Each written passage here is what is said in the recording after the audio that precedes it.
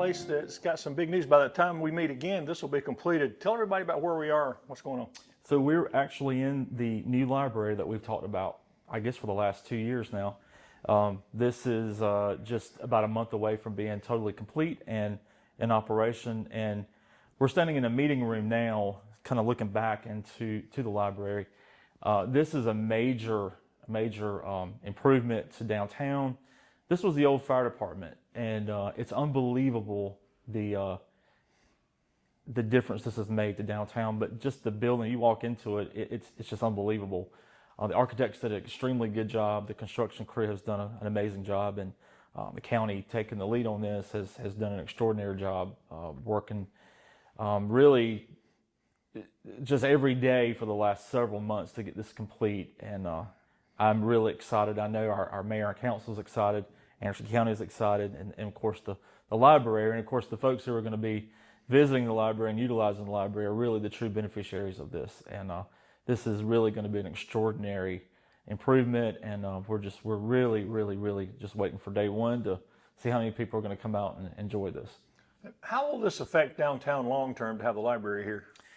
Well, I've always had a library, but the library's always sort of been off the main road there, and even though the library has been used for decades, having something downtown really puts it back. It re-energizes the need for, of course, a library in a small town. But I think what you're going to see here is people who work from home are going to utilize the library. There's going to be a children's area here where I think parents will bring their kids in, and maybe after school study, homework. We're in a meeting room now, so hopefully some of our civic organizations in town will use this meeting space here. And it's modern, it's beautiful. So I think that in terms of how is this going to affect economic development, there's a building next door that we expect to sell on soon. There's an empty storefront just to our left here that we feel like we'll see a lease on that pretty soon as well. We've had people call us who are interested in bringing a business downtown because of this. This newness has been great for us. It smells good in here. Just having this new smell is good for downtown as well. And speaking of economic development, what else is going on in Ivor right now? Well, we have a new, it's a small shop. We have a new vape shop coming in. Our gym has been in operation for a full year now. We have several members who utilize the gym every day, just right up the road. And then, of course, the next big project that we're going to be doing is the dime store renovation into the museum. Now, the building that the library is currently occupying, which was the former museum, we'll have that building available in just a few weeks to try to entice a good lease there as well. We haven't started on that yet, but that's a beautiful building that it's right around the corner, so that's in our downtown area that we hope to get something in there as well. It's an interesting building too. It could have something unique in there the way it's... I think so, yeah. It's a historic building as well. What about the dime store? Where are you on the renovations and stuff? So the plans have been complete for quite a while. We just didn't want to have too much going on at one time.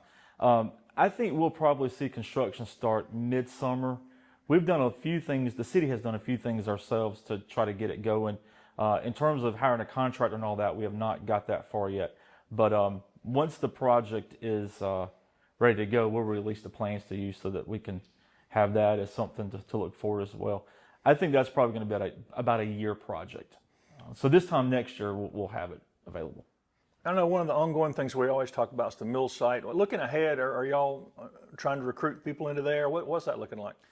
So the mill site has always been, it's two things. It's a headache, and then it's also our future. We've said this many times, that is our most valuable commercial property in town. And we've had several prospects there. And I think that, we just keep looking at what is the right use of that property. And then how do we make that happen with the credits, with the owners of the mill property. We've had a few things that we thought were going to work, and then at the last minute something will happen, and for whatever reason it falls through. But the one thing that we know is that it is valuable property, that it is it is something that is going to benefit the town. We've said this many times. We want the right use for that property because, once something goes there, we can't take it down if it doesn't work. So we're just, we're sitting back hoping that we're going to be able to work with the right developer. We have developers that we constantly talk to. The two things that we have to have is we have to have more people in this area, which I know is not a popular thing.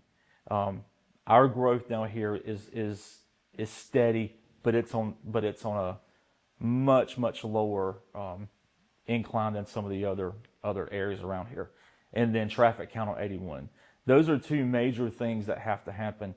And while those numbers are going up, they're not going up at the pace that a developer would snatch the property up and start building something.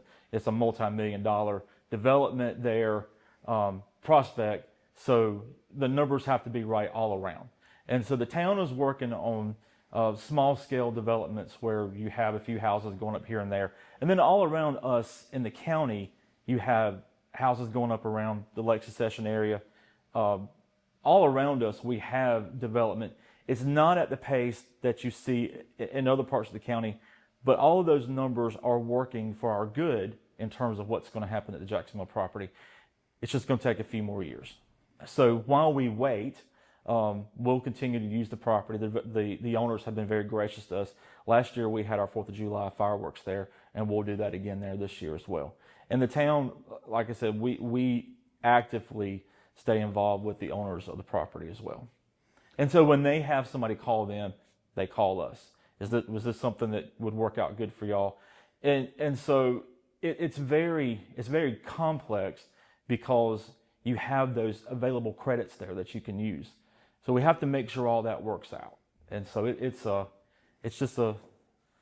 I guess y'all are working on a budget now. What are the challenges for the budget this year? For a small town, the challenges are always there because we don't want to increase rates to the point to where it's a drastic increase. But we have to look at when our cost goes up, we have to pass that off at some point. So we're looking at that now to see if we can minimize any rate increases.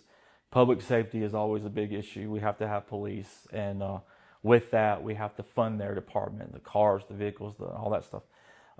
So the budget will be similar to what it was last year with moderate increases in rates, but nothing drastic. We'll have that ready in a couple of weeks for the council to look at and get passed, and we'll get that in place, and then we'll move on. But I guess public safety, making sure our police department is funded, and recreation, events, all those kind of things are important to a small town, but they're expensive. And so that's always a challenge to make sure we can continue to do what we do. If it wasn't for sponsorships, and of course I thank all of our sponsors for helping us with events and the concerts. Of course, those will be starting up this week as well. Those are important to a small town. It gives people something to do. It puts people out here to look at this new library, of course, and then our restaurants always depend on our events as well. And you mentioned you've got 4th of July. Now, before that, though, we've got Memorial Day, your annual Memorial Day. We do. For the last couple of years, we have helped the American Legion out with their Memorial Day program. And traditionally, what we've done in the last couple of years is we've done that on the Sunday night before Memorial Day, which is always on Monday. And we will have a program at our Veterans Monument out here that's fairly new. And that'll last for about 30 minutes. And then after that, we'll do a concert and probably fireworks or something like that. We don't want to make that a festive event because it is, we want to memorialize those, especially those from this area who died in service. But at the same time, we celebrate our freedom, and that is sort of kicks us in gear for our 4th of July event, which is only a month away from that. That's always the Sunday before the 4th. It's a big event for Iva, and we will have that in downtown this year like we did last year, and the fireworks will be up at the Jacksonville property. And remind everybody about the concert series again. The concerts will start this week. It's every Thursday night, starting in May through about mid-October. We do a lot of festivals in October, so we try to end our concerts and do our festivals. But that'll be every Thursday night, and it's right here on the square. It starts at 6:30. Band Silver will start this week. Next week, I think it's those guys, and then just bands in this area that our folks are familiar with. And that's always something that we look forward to. We have a nice crowd that's out here every Thursday night. And then, like I said, the restaurants here appreciate those who attend. Go grab a meal before you go to the concert. Weather, if it rains, we just move them over to our Civic Center, which is only a block away from here. Covered it. Our Recreation Association is, of course, they're in full swing with their spring sports now. Summer and fall schedules will be put out pretty soon, and they're active, and so we appreciate all they do. And so our concerts, like I said, I just want to thank our sponsors for helping us out with that. We do have the first weekend in June, we have our big community-wide yard sale. It's a Friday and Saturday event, and it's at Burris Field, but folks will set up all around town. That's always a big weekend. And we have all of these events. We'll put them on our Facebook page so that people can keep up with them.